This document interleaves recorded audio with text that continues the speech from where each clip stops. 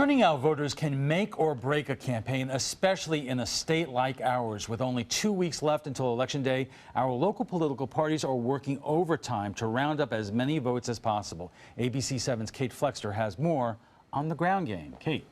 Alan, each party is bringing its own unique approach to campaigning right here in Sarasota. The big question is which one will pay off in the end. Just days before the election, it's all eyes on Florida, a battleground state that will be key in this presidential election.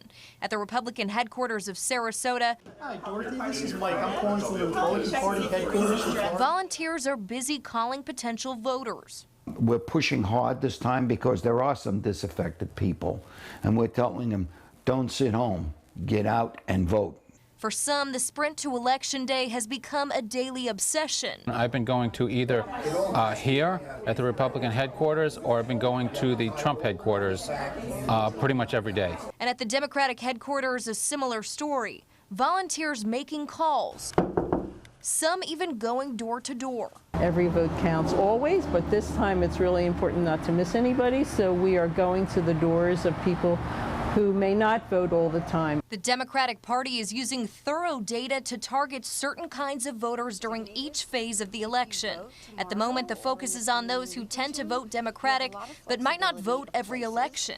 We are reaching out to a lot of people, but we have a plethora of data and we can target specific populations, and it helps our fabulous volunteers make really meaningful contacts with people. That data proved instrumental in Obama's win in 2008 and again in 2012. And the Clinton campaign hopes it will give her that same advantage. We've been doing this since early March full-time, and I'm seeing this as a definite leg up for the Democrats. We asked the local Republican Party where it gets its data, and it directed us to Marco Rubio's Tampa office, a fact symbolic of something Trump has been criticized for, a lack of ground game. The day before this year's primary, Trump had just one Florida office right here in Sarasota, compared to Clinton's 34 offices. Trump has since added several offices, but still trails behind Clinton.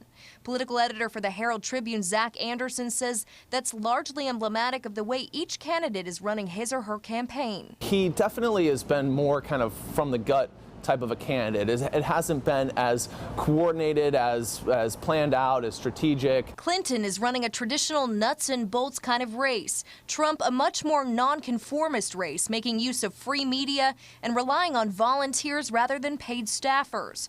In many ways, it's what makes Trump appealing to voters, but it could also be his Achilles heel.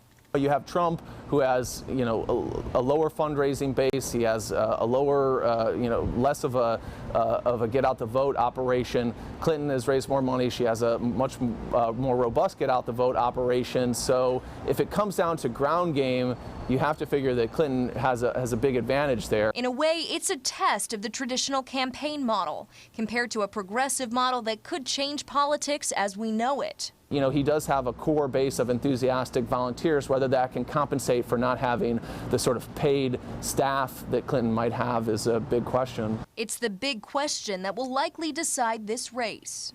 As for how big of a difference ground game really makes, consultants for both parties estimate it amounts to about 3 to 5 points. But that could make all the difference in this tight of a race. Kate, thank you. So how much support do the presidential nominees have here in battleground Florida? We break it down for you in our roundtable when we return.